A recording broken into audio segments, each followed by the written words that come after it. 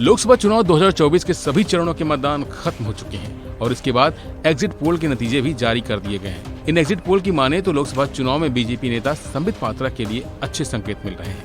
India today axis माई India के मुताबिक ओडिशा की पूरी लोकसभा सीट से संबित पात्रा चुनाव जीत सकते हैं। ऐसे में इस निर्वाचन क्षेत्र में बीजेडी का 15 साल पुराना गढ़ खत्म हो सकता है। एग्जिट पोल की माने तो इस तीर्थ नगरी में अब की बार त्रिकोणीय चुनावी मुकाबला है। इस लड़ाई में संबित पात्रा मजबूत दावेदार के रूप में उभरे हैं।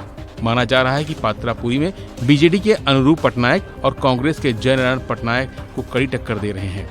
यहाँ पर पिछले कई महीने से संबित पात्रा चुनाव प्रचार में जुटे हुए हैं और यहाँ पर पीएम नरेंद्र मोदी ने रैली भी की थी और इसी रैली के बाद संबित पात्रा का वो बयान भी सामने आया था जिसमें उन्होंने भगवान जगन्नाथ को ही पीएम मोदी का भक्त बताया था। हालांकि बाद में इस बयान के लिए उन्होंने माफी मांग ली, लेकिन इसके बावजूद इस बयान को लेकर उनकी खूब किरकिरी हुई। वैसे संबित पात्रा को बीजेपी का फायर ब्रांड नेता भी कहा जाता है और यही वजह है कि राज्य की 21 लोकसभा सीटों में से सबकी नजर पूरी सीट पर बनी हुई है और हर कोई जानना चाहता है कि आखिर संबित पात्रा का क्या हुआ। हालांकि फाइनल नतीजा तो 4 तारीख को ही आएगा, लेकिन जिस तरह से एग्जिट पोल सामने आए हैं वो बीजेपी के साथ साथ संबित पात्रा के लिए भी किसी सौगात से कम नहीं है। वहीं 2019 के लोकसभा चुनाव की बात करें तो मोदी लहर के बावजूद संबित पात्रा पूरी सीट से नहीं जीत पाए थे।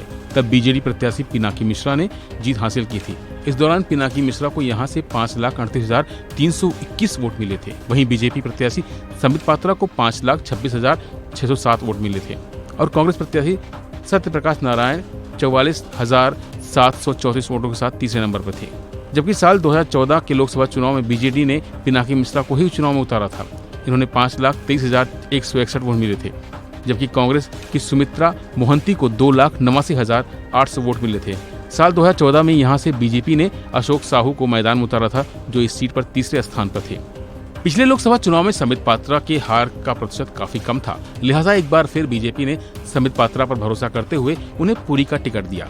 अब पार्टी का फैसला कितना सही होता है ये तो 4 तारीख को ही सामने आएगा, लेकिन जिस तरह से एग्जिट पोल के नतीजे सामने आए हैं उससे तो बीजेपी के साथ साथ संबित पात्रा दोनों ही खुश हैं। वहीं दूसरी तरफ एग्जिट पोल ने ओडिशा में बीजेपी को 15 और बीजेडी को 5 सीटें दी हैं, जिसके बाद बीजेपी नेता और केंद्रीय मंत्री धर्मेंद्र प्रधान ने दावा किया है कि एग्जिट पोल ने वास्तविकता को दर्शाया है।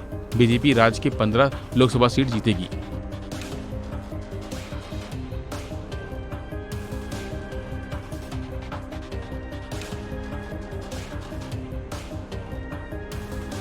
फिलहाल के लिए इतना ही। बाकी अपडेट के लिए बने रहिए वन इंडिया हिंदी के साथ।